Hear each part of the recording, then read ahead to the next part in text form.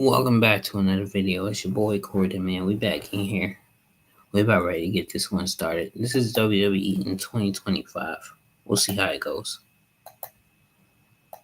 These are 13 predictions for WWE in 2025. The first one is about WWE's move on Netflix. As we know, Raw is moving to Netflix in January, and my first prediction is that the first episode of Raw on Netflix will have a total of 20 or 30 million viewers. I say this because it's going to be international. We'll get the data from all the viewers around the world. Netflix almost has 300 million active subscribers. This is 4 times more than the amount of people who have the USA Network. On top of that, I predict that it will be a very special episode of Raw with tons of big time matches and moments that we'll never forget. It's an extremely important night for WWE. Netflix is already asking to have Roman Reigns, CM Punk, and Cody Rhodes on the brand. I'm not sure they'll get all those names, but I do think that they'll have them for the first episode of Netflix. If they get Roman Reigns, The Rock will probably be there as well. It's going to be the biggest episode of Raw in the history of the company. And after the first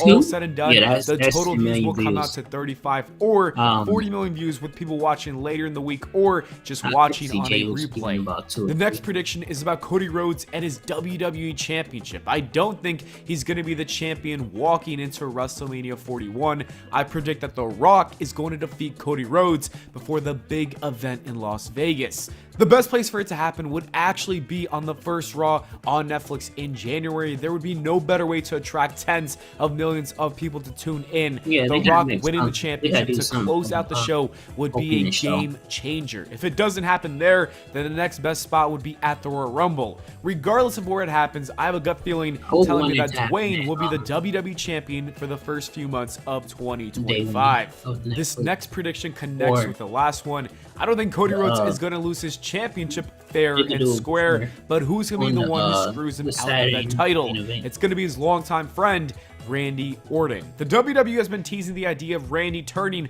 on Cody for some time now, and booking him to be the one who screws Cody would be enough to make this a WrestleMania worthy match. That's only if the WWE wants The Rock and Roman to be a singles match for the WWE Championship. With this prediction, you get the flexibility of putting Cody in a triple threat match with the cousins or letting him go against his buddy Randy. Regardless of how they book it, Randy is turning heel, and I cannot wait for that in 2025. Orton is not the only one who I think is going to turn heel next year. My next prediction is that Cody Rhodes will eventually become a heel down the line in 2025. We will finally get the Homelander version of Cody Rhodes that everyone wants to see. Babyface Cody has been so much fun to watch. He's doing a great job, but I predict that the fans will grow tired of his persona and they will start to boo him like they did with John Cena in 2007. And something tells me that Cody's character isn't going to accept that. So in 2025, we're going to have a version of Cody Rhodes who is hated by the fans, but he's completely delusional and in denial. It's going to be so much fun. I think it could even be the best run of his career if they book this properly. Heel Cody versus babyface Roman for the third and last time at WrestleMania 42 will be a big money match. The Rock isn't the only wrestling legend to become a world champion in the WWE for the year of 2025. John Cena is also going to be the champion. No, he's not. He's going to walk into WrestleMania and he's going to face the world heavyweight champion. I'm not sure if that's going to be Gunther or CM Punk. Personally, I actually want to see Punk beat Gunther, and then we can finally have that WrestleMania main event between John Cena and CM Punk. Anyways, John Cena is either going to pin Gunther or CM Punk, and he's going to break Ric Flair's record and win his 17 championship, and it's going to be a moment that WWE fans will remember forever. If John Cena main evented WrestleMania with Gunther, we could witness my next prediction, and that would be a CM Punk crash out. As we know, he returned to WWE last year, and it shocked the entire world. One of the things Triple H promised him was a WrestleMania main event, and that was going to happen. CM Punk versus Seth Rollins was scheduled to be the main event of the first night of WrestleMania 40, until he got hurt. Many people assume that he was going to get the main event of WrestleMania 41. However, if John Cena takes his main event with Gunther, then CM Punk could crash out like he did with AEW. Remember, The Rock and Roman kind of took his Backlash main event, which I think CM Punk and his Hell in a Cell match deserved, and now he might lose another one, but this time a WrestleMania main event. I hope it does not happen, but there's always a possibility, and that's why the best scenario is CM Punk winning the World Championship from Gunther and then feuding with John Cena going into WrestleMania. Why am I so hungry? Because you're watching football. The whole game is basically an elaborate scheme to make you buy WrestleMania. On to the next prediction, and we have a return. I think Brock Lesnar will come back to WWE. There's been tons of rumors saying that the Beast will be returning. Then there's been updates saying that that's not the case, and there's no future plans for him until his case and the lawsuit is over. I have a feeling, though, that Brock Lesnar is going to get dropped from the case, and then he'll come back to WWE. Then we're going to get feuds with Brock Lesnar going against Braun Breaker, Bronson Reed, and then Gunther. And I expect a Royal Rumble return for the Beast.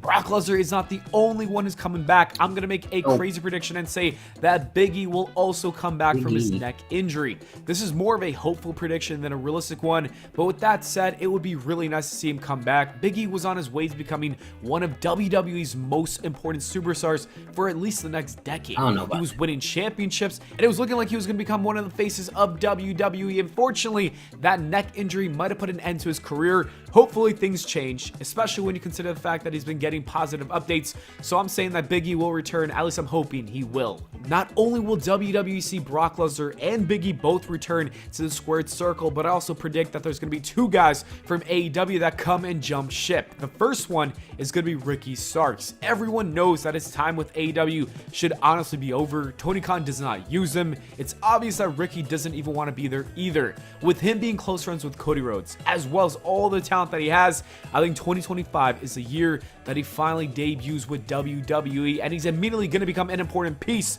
to the mid-card division. I don't even think he needs NXT.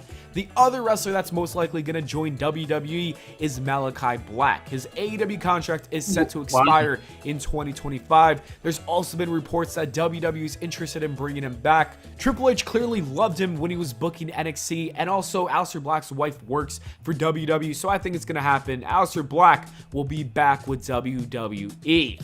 The Dominic and Rhea Ripley rivalry is one of the hottest things going on in the WWE. The crowd erupts every time that Rhea gets her hands on Dom. I think it's only a matter of time before we get an intergender match between these two. I think it would be a great idea. The heat Dom would get from putting his hands on Rhea would go crazy. I would love to see this at WrestleMania. Rhea getting the win would be very nice. I know there might be some pushback with this idea, but I feel like it is the right move. It's a big money-making match that people would love to see. It's also so much better than seeing Rhea Ripley and Liv Morgan wrestle again for the women's championship. To me, that's kind of boring. The feud needs to come to an end, and let's just focus on the more important beef between Dom and his former mommy. Speaking of Dom, I have one more prediction with him. After Rhea Ripley beats him at WrestleMania, he's going to become Dom in the Bank. I wanted him to win the briefcase this year, but unfortunately, the WWE clearly had different plans. I thought they were going to pull the trigger, but I was wrong. But I do think he's got all the right tools to become a great Mr. Money in the Bank, and for that reason, I think it will happen in 2025.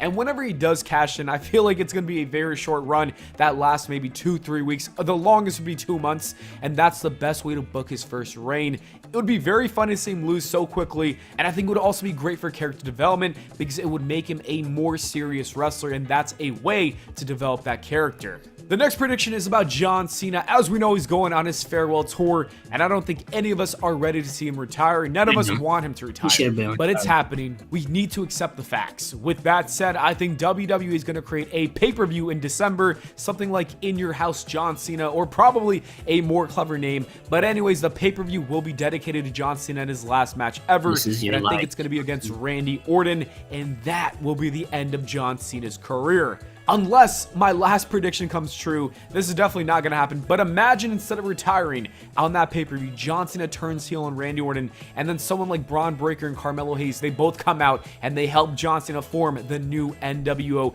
And John Cena says, no, I ain't retiring. And then we just see him go on a run for the next few years with the NWO as Hollywood Cena. I know it's never going to happen, but a boy can dream. Anyways, those are my predictions for 2025. Let me know yours in the comments below. Uh,